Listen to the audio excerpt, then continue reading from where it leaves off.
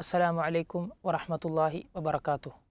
അൽഹംദുലില്ലാഹി വഹ്ദ വസ്സലാത്തു വസ്സലാമു അലാ മല്ലാ നബിയ ബഅദ. പ്രിയപ്പെട്ട സഹോദരി സഹോദരങ്ങളെ, ഇസ്ലാമിൽ ഏറ്റവും പ്രധാനപ്പെട്ട ഒരാരാധനാ കർമ്മമാണല്ലോ നിസ്കാരം എന്നുള്ളത്.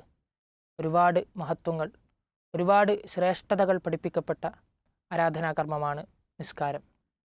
നമ്മുടെ നിർബന്ധമായ നിസ്കാരങ്ങൾക്ക് പുറമെ ഐച്ഛികമായി നിസ്കാരങ്ങൾ വർദ്ധിപ്പിക്കുമ്പോൾ നമുക്ക് അള്ളാഹുവിൻ്റെ സാമീപ്യം കരഗതമാക്കാനും അള്ളാഹുവിൻ്റെ ഇഷ്ടം നേടിയെടുക്കാനും സാധിക്കുമെന്നുള്ളതാണ്.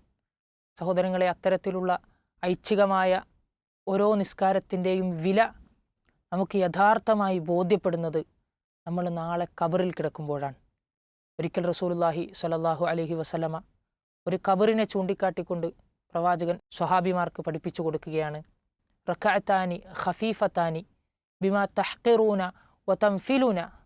നിങ്ങൾ നിസ്സാരമായി കാണുന്ന, നിങ്ങൾ നിർബന്ധമായ നിസ്കാരങ്ങൾക്ക് പുറമേ നിങ്ങൾ വർദ്ധിപ്പിക്കുന്ന, ഐച്ഛികമായി നിർവഹിക്കുന്ന, നിങ്ങൾ നിസ്സാരമായി കാണുന്ന 2 റക്അത്ത് നിസ്കാരമുണ്ടല്ലോ, യസീദുഹുമാ ഹാദാ ഫി അമലിഹി അഹബ്ബു ഇലൈഹി മിൻ ബഖിയത്തി ദുനിയാക്കും. ആ 2 റക്അത്ത്, ആ ഒരു 1.5 മിനിറ്റ് 2 മിനിറ്റ് എടുത്ത് നമ്മൾ നിർവഹിക്കുന്ന ആ 2 റക്അത്ത് നിസ്കാരം ഈ ഖബറിൽ കിടക്കുന്ന ആളുടെ അമലിലേക്ക് ചേർക്കുക എന്നുള്ളതാണ് നിങ്ങളുടെ മുഴുവൻ ദുനിയാവ് ഇപ്പോൾ ലഭിക്കുന്നതിനേക്കാൾ ആ ഖബറാളി ആഗ്രഹിക്കുന്നത് എന്നുള്ളതാണ്. അതുകൊണ്ട് സഹോദരങ്ങളെ, നാളെ ഖബറിൽ കിടക്കുമ്പോൾ നമുക്ക് ബോധ്യപ്പെടും നമ്മൾ നിസ്സാരമായി തള്ളിക്കളഞ്ഞിരുന്ന ആ ഓരോ 2 റക്അത്ത് നിസ്കാരത്തിൻ്റെയും മഹത്വം, പ്രതിഫലം എത്രയായിരുന്നു എന്നുള്ളത്. അതുകൊണ്ട് സഹോദരങ്ങളെ, ലഭിക്കുന്ന സമയത്തൊക്കെ, സാധിക്കുന്ന വേളകളിലൊക്കെ സുന്നത്തായ നിസ്കാരങ്ങൾ ധാരാളമായി വർദ്ധിപ്പിക്കാൻ ശ്രദ്ധിക്കുക. അല്ലാഹു സുബ്ഹാനഹു വ തആല സ്വീകരിക്കുമാറാകട്ടെ. വസല്ലല്ലാഹു അലാ നബിയിന മുഹമ്മദ്.